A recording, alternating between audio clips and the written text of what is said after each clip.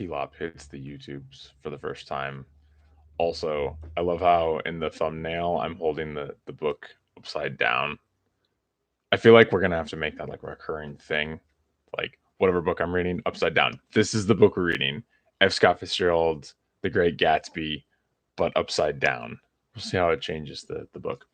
Um, Hopefully this is the first of many videos to come. I've always wanted to start reading books to a live audience. Hopefully we get some cool edits and things like that in there so we can start building the channel up a little bit. But I wanted to do this to provide some sort of entertainment, not just for potential students, but also what's going on with quarantines and lockdowns. And if you have nothing better to do, listen to your English teacher read a book.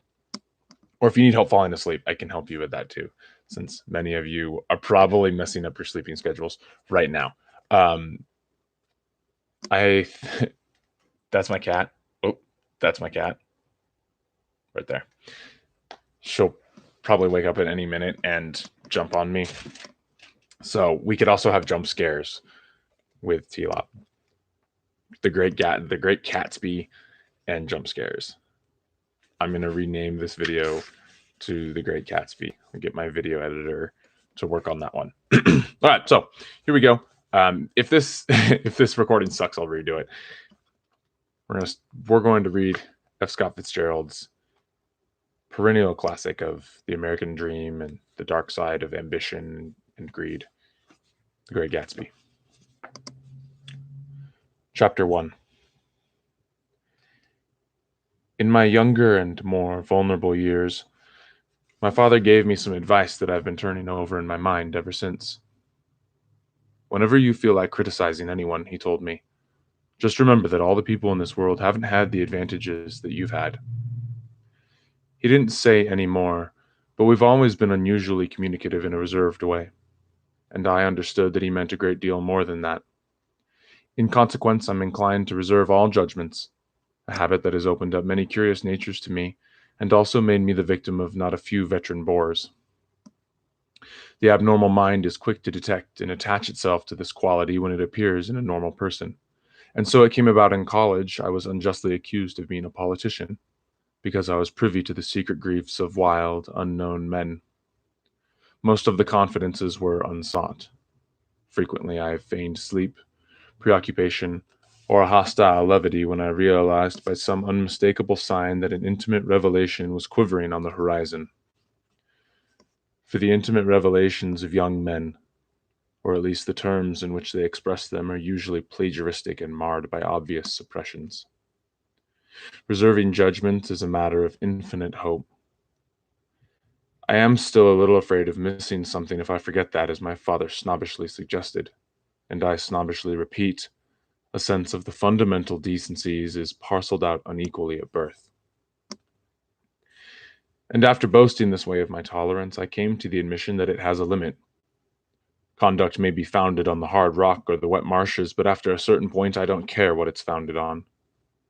When I came back from the East last autumn, I felt that I wanted the world to be in uniform and at a sort of moral attention forever.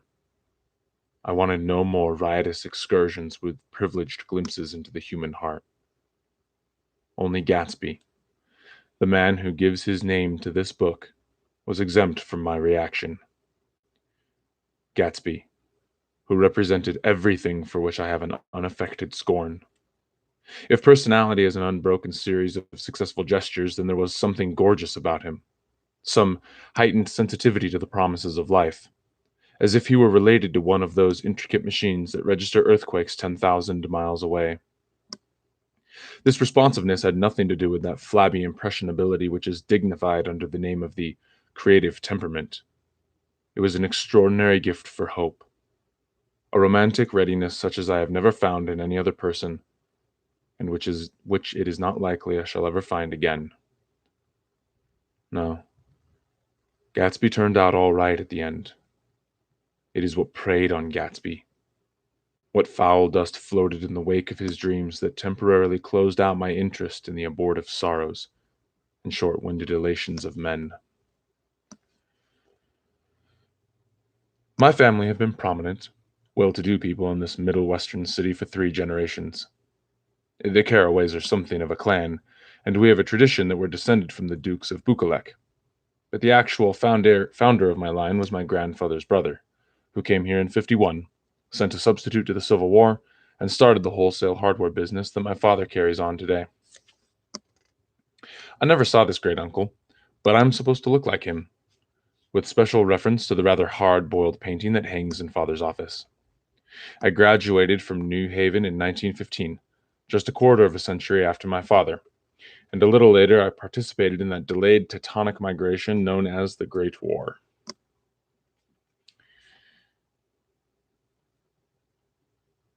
I enjoyed the counter raid so thoroughly that I came back restless. Instead of being the warm center of the world, the Middle West now seemed like the ragged edge of the universe. So I decided to go east and learn the bond business. Everybody I knew was in the bond business, so I supposed it could support one more single man. All my aunts and uncles talked it over as if they were choosing a prep school for me, and finally said, "Why, yes," with very grave, hesitant faces. Father agreed to finance me for a year, and after various delays, I came east, permanently, I thought, in the spring of 22.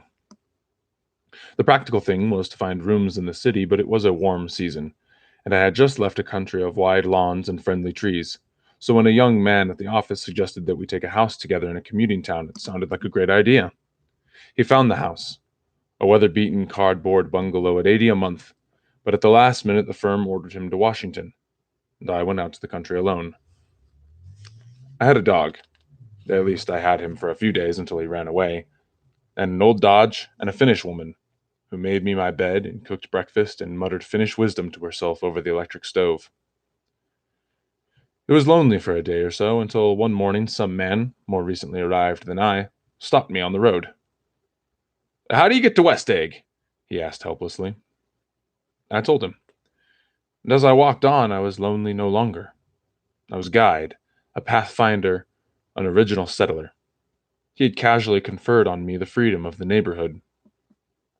And so, with the sunshine and the great bursts of leaves growing on the trees, just as things grow in fast movies, I had that familiar conviction that life was beginning over again with the summer. There was so much to read, for one thing, and so much fine health to be pulled down out of the young, breath giving air. I bought a dozen volumes on banking and credit and investment securities, and they stood on my shelf in red and gold like new money from the mint, promising to unfold the shining secrets that only Midas and Morgan and Messias knew. And I had the high intention of reading many other books besides. I was rather literary in college.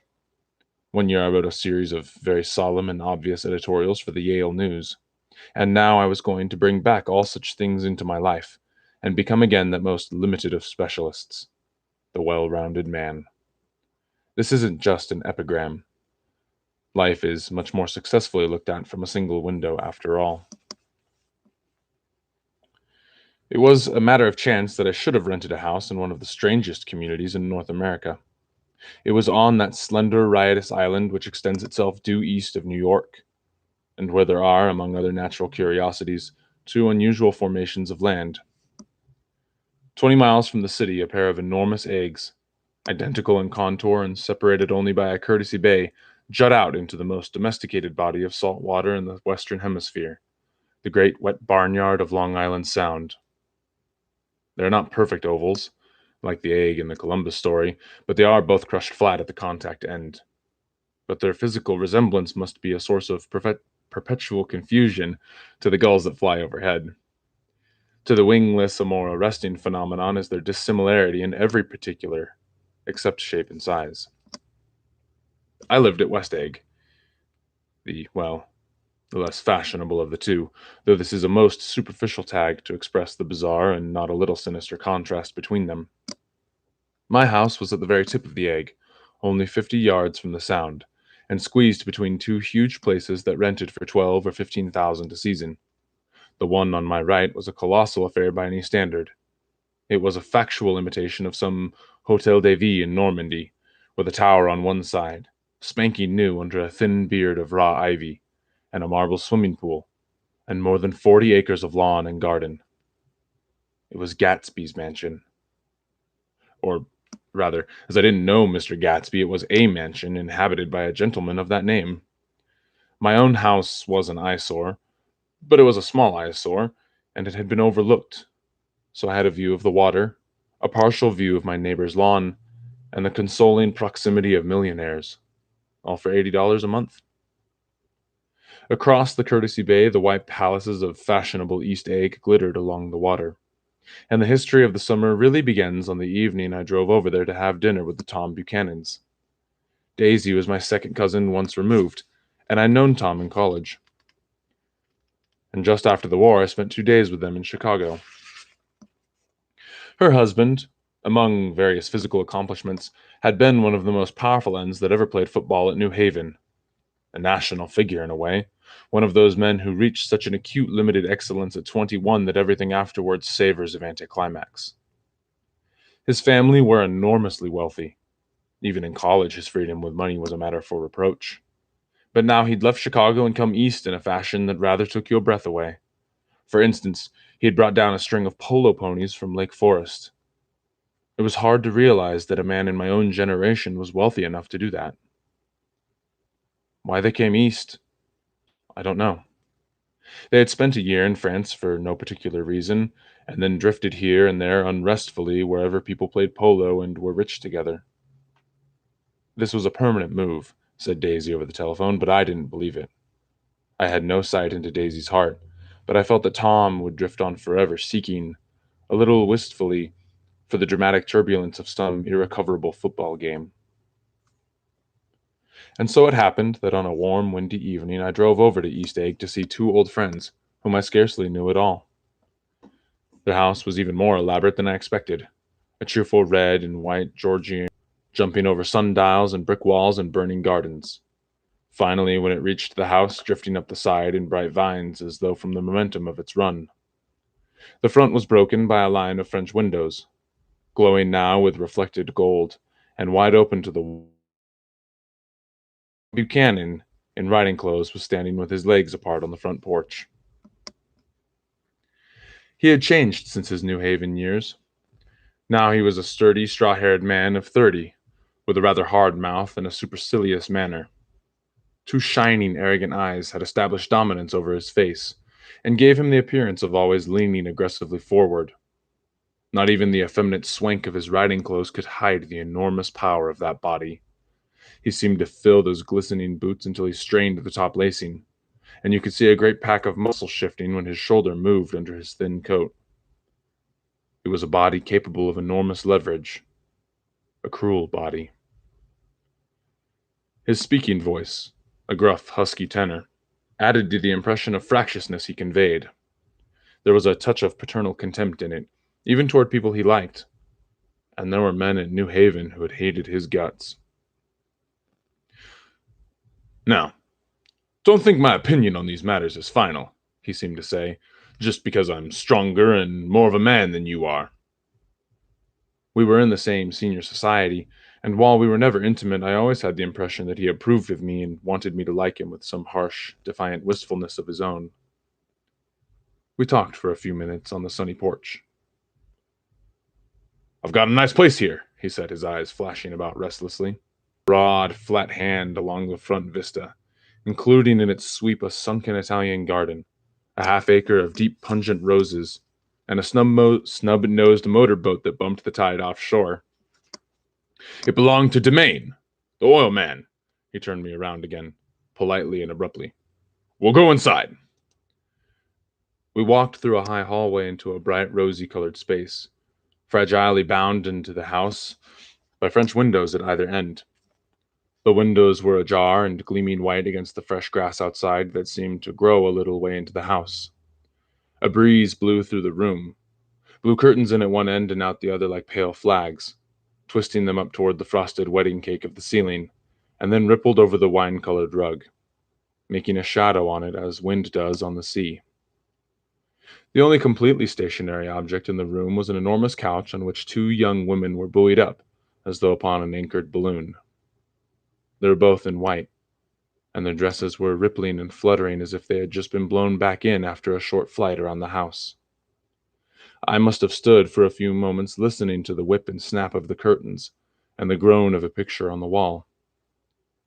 Then there was a boom as Tom Buchanan shut the rear windows, and the caught wind died about the room, and the curtains and the rugs and the two young women ballooned slowly to the floor. The younger of the two was a stranger to me. She was extended full length at her end of the divan, completely motionless, and with her chin raised a little, as if she were balancing something on it which was quite likely to fall. If she saw me out of the corner of her eyes, she gave no hint of it. Indeed, I was almost surprised into murmuring an apology for having disturbed her by coming in. The other girl, Daisy, made an attempt to rise. She leaned forward slightly with a conscientious expression, and then she laughed, an absurd, charming little laugh, and I laughed too and came forward into the room. I'm paralyzed with happiness. She laughed again, as if she said something very witty, and held my hand for a moment, looking up into my face, promising that there was no one in the world she so much wanted to see. That was a way she had. She hinted in a murmur that the surname of the balancing girl was Baker. I've heard it said that Daisy's murmur was only to make people lean toward her, an irrelevant criticism that made it no less charming. At any rate, Miss Baker's lips fluttered. She nodded at me almost imperceptibly, and then quickly tipped her head back again. The object she was balancing had obviously tottered a little and given her something of a fright. Again, a sort of apology arose to my lips. Almost any exhibition of complete self-sufficiency draws a stunned tribute from me. I looked back at my cousin, who began to ask me questions in her low, thrilling voice. It was the kind of voice that the ear follows up and down, as if each speech is an arrangement of notes that will never be played again. Her face was sad and lovely, with bright things in it, bright eyes and a bright, passionate mouth, but there was an excitement in her voice that men who had cared for her found difficult to forget. A singing compulsion. A whispered, "Listen." A promise that she had done gay, exciting things just a while since, and that there were gay, exciting things hovering in the next hour. I told her how I'd stopped off in Chicago for a day on my way east, and how a dozen people had sent their love through me. "Do they miss me?" she cried ecstatically. "Oh, the whole town is desolate. All the cars have the left rear wheel painted black as a mourning wreath, and there's a persistent wail all night long along the North Shore. How gorgeous! Let's go back, Tom. Tomorrow." And then she added irrelevantly, "You ought to see the baby." "I'd like to." "She's asleep. She's 3 years old. Haven't you ever seen her?" "Never." "Well, you ought to see her. She's—" Tom Buchanan, who had been hovering restlessly about the room, stopped and rested his hand on my shoulder. "What are you doing, Nick?" "I'm a bondman." "Who with?" I told him. "Never heard of him," he remarked decisively. This annoyed me. "Oh, you will," I answered shortly. "You will if you stay in the East." "Oh, I'll stay in the East. Don't you worry," he said, glancing at Daisy and then back at me, as if he were alert for something more. "I'd be a goddamn fool to live anywhere else." At this point, Miss Baker said, "Absolutely," with such suddenness that I started. It was the first word she had uttered since I came into the room. Evidently it surprised her as much as it did me, for she yawned and with a series of rapid, deft movements stood up into the room. "I'm stiff," she complained. "I've been lying on that sofa for as long as I can remember." "Don't look at me," Daisy retorted. "I've been trying to get you to New York all afternoon." "No thanks," said Miss Baker to the 4 cocktails just in from the pantry.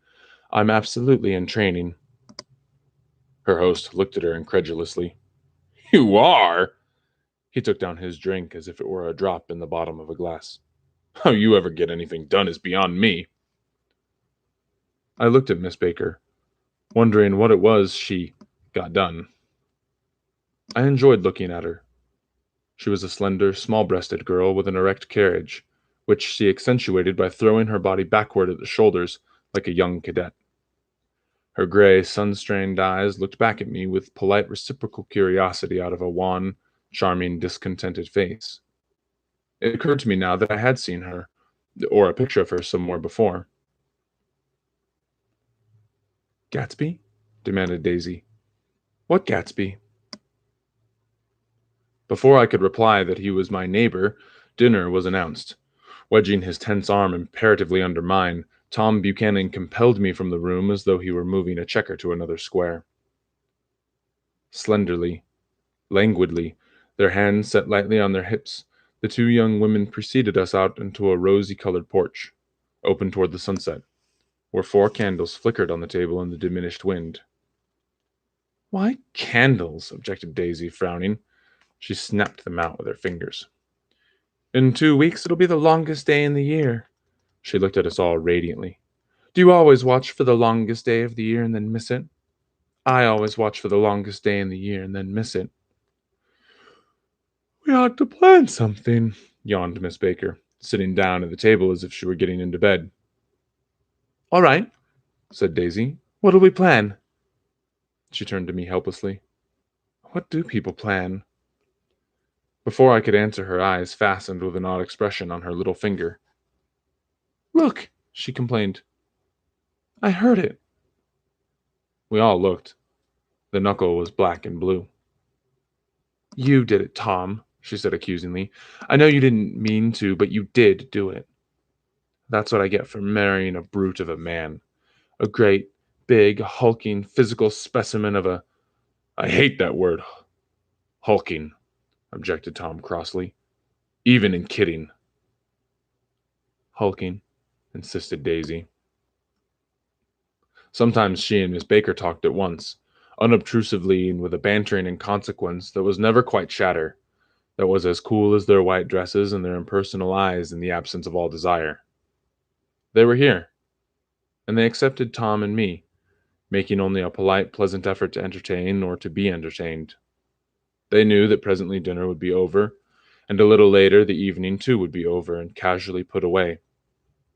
It was sharply different from the West, where an evening was hurried from phase to phase toward its close, in a continually disappointed anticipation, or else in sheer nervous dread of the moment itself. "You make me feel uncivilized, Daisy," I confessed on my second glass of corky but rather impressive claret. "Can't you talk about crops or something?" "Civilization's going to pieces. Now I've gotten to be a terrible pessimist about things. Have you read The Rise of the Colored Empires by this man Goddard?"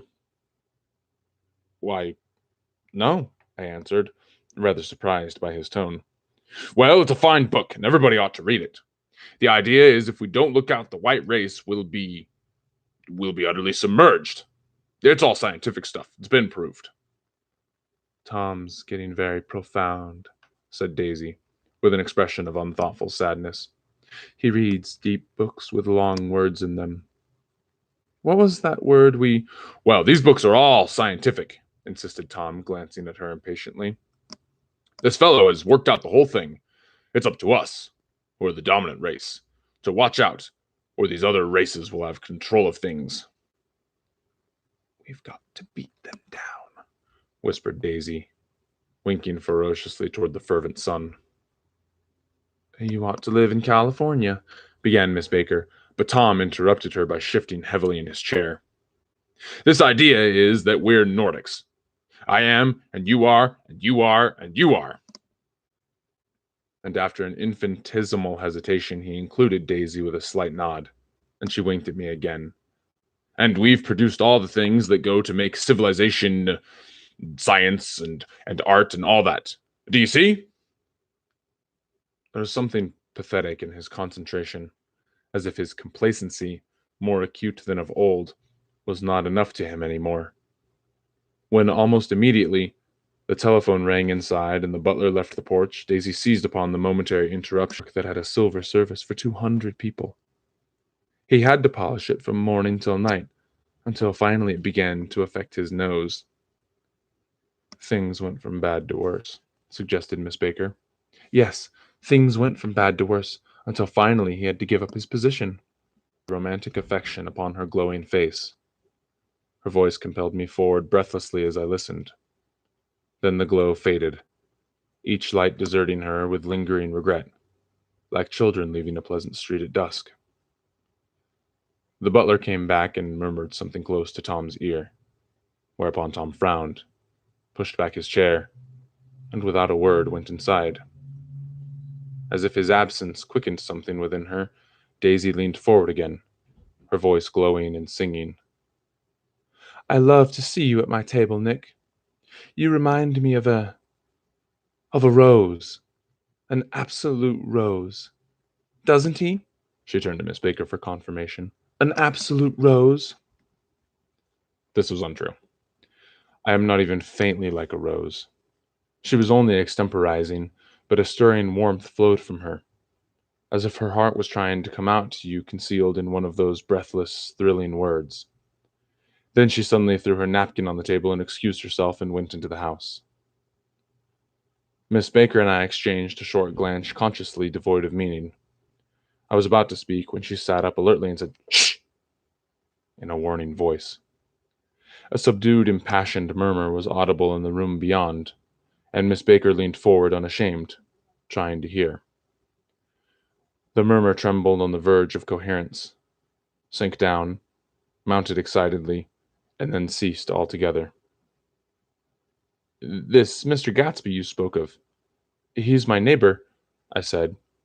Don't talk. I want to hear what happens. Is something happening? I inquired innocently. You mean to say you don't know? Said Miss Baker, honestly surprised. I thought everybody knew. I don't. Why? She said hesitantly. Tom's got some woman in New York. Got some woman, I repeated blankly.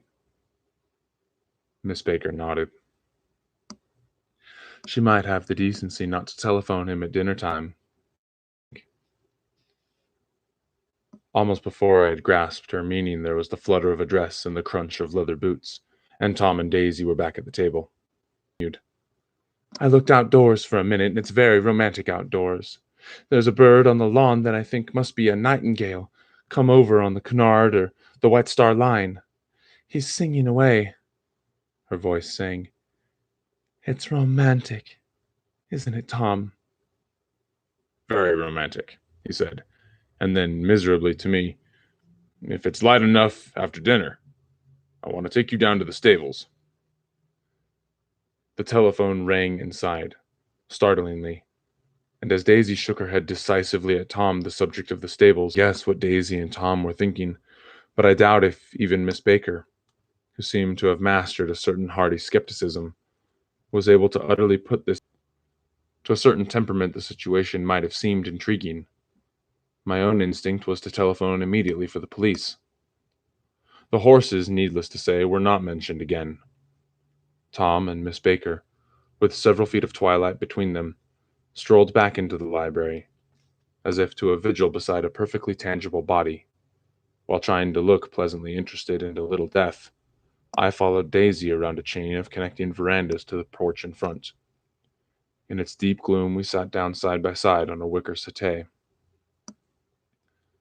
Daisy took her face in her hands as if feeling its lovely shape, and her eyes moved gradually out into the velvet dusk. I saw that turbulent emotions possessed her, so I asked what I thought would be some sedative questions about her little girl. We don't know each other very well, Nick, she said suddenly, even if we are cousins. You didn't come to my wedding. I wasn't back from the war. That's true. She hesitated. Well, I've had a very bad time, Nick, and I'm pretty cynical about everything. Evidently, she had reason to be. I waited, but she didn't say any more, and after a moment I returned rather feebly to the subject of her daughter. I suppose she talks and eats and everything. Oh, yes. She looked at me absently. Listen, Nick, let me tell you what I said when she was born. Would you like to hear? Very much. and to feel about things. Well, she was less than an hour old, and Tom was God knows where. I woke up out of the ether with an utterly abandoned feeling, and asked the nurse right away if it was a boy or a girl. She told me it was a girl, and so I turned my head away and wept. All right, I said. I'm glad it's a girl, and I hope she'll be a fool. That's the best thing a girl can be in this world. A beautiful little fool. You see, I think everything's terrible anyhow, she went on in a convinced way. Everybody thinks so, the most advanced people. And I know. I've been everywhere and seen everything and done everything. Her eyes flashed around her in a defiant way, rather like Tom's, and she laughed with thrilling scorn. Sophisticated. God, I'm sophisticated. The instant her voice broke off, ceasing to compel my attention, my belief, I felt the basic insincerity of what she had said. It made me uneasy, as though the whole evening had been a trick of some sort to exact a contributory emotion from me. I waited, and sure enough, in a moment, she looked at me with an absolute smirk on her lovely face, as if she had asserted her membership in a rather distinguished secret society to which she and Tom belonged. Inside the crimson room blown Inside the crimson room bloomed with light. Tom and Miss Baker sat at either end of the long couch, and she read aloud to him from the Saturday Evening Post, the words, murmurous and uninflected, running together in a soothing tune. The lamplight, bright on his boots and dull on the autumn leaf yellow of her hair, glinted along the paper as she turned a page with a flutter of slender muscles in her arms. When we came in, she held us silent for a moment with a lifted hand. To be continued, she said, tossing the magazine on the table, in our very next issue. Her body asserted itself with a restless movement of her knee, and she stood up. 10 o'clock, she remarked, apparently finding the time on the ceiling. Time for this good girl to go to bed. Jordan's going to play in the tournament tomorrow, explained Daisy, over at Westchester. Oh. Oh! You're Jordan Baker! I knew now why her face was familiar. Its pleasing, contemptuous expression had looked out at me from many rotograve pictures of the sporting life at Asheville and Hot Springs and Palm Beach. I had heard some story of her, too. A critical, unpleasant story, but what it was I had forgotten long ago. Good night, she said softly. Wake me at 8, won't you? If you'll get up. I will.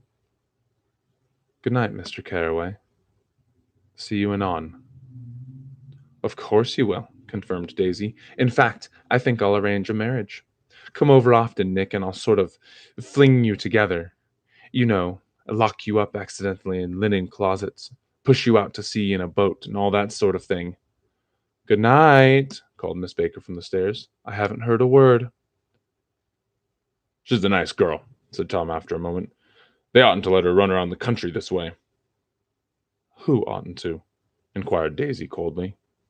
Her family. Her family is one aunt about 1,000 years old. And besides, Nick's going to look after her, aren't you, Nick? She's going to spend lots of weekends out here this summer. I think the home influence will be very good for her. Daisy and Tom looked at each other for a moment in silence. Is she from New York? I asked quickly. From Louisville. Our white girlhood was passed together there. Our beautiful white... Did you give Nick a little heart-to-heart talk on the veranda? Demanded Tom suddenly. Did I? She looked at me. I can't seem to remember. I think we talked about the Nordic race. Oh, yes, I'm sure we did. It sort of crept up on us, and the first thing you know... Don't believe everything you hear, Nick, he advised me. I said lightly that I had heard nothing at all, and a few minutes later I got up to go home. They came to the door with me and stood side by side in a cheerful square of light. As I started my motor, Daisy peremptorily called, "Wait! I forgot to ask you something, and it's important. We heard you were engaged to a girl out west." "That's right," corroborated Tom kindly. "We heard you were engaged."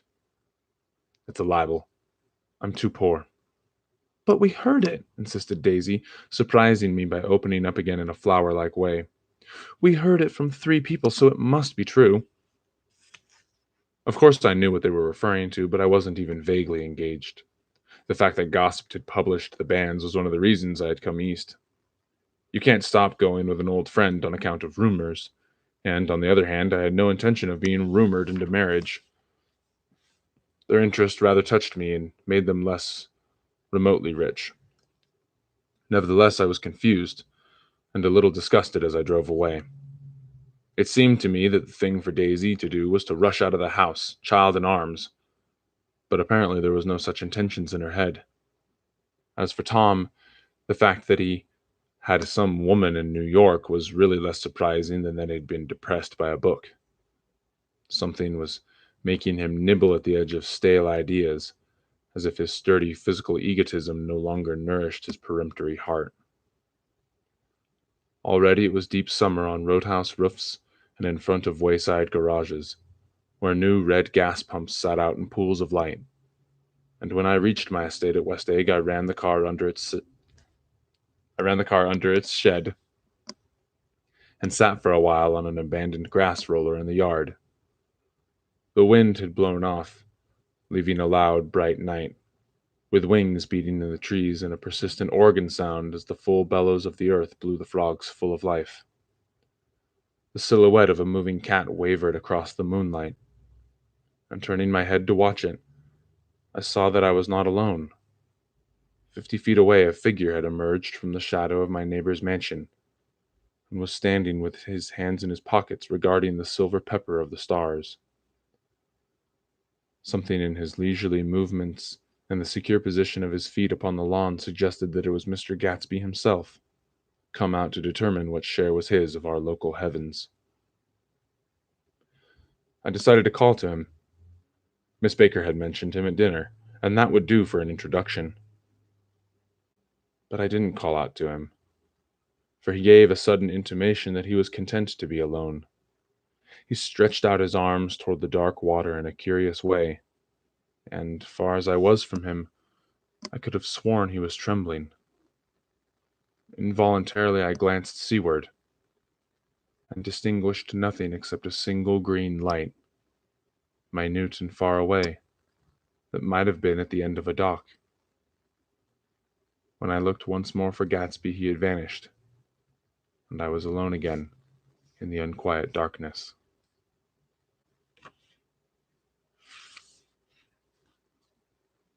To be continued, as Jordan Baker would say.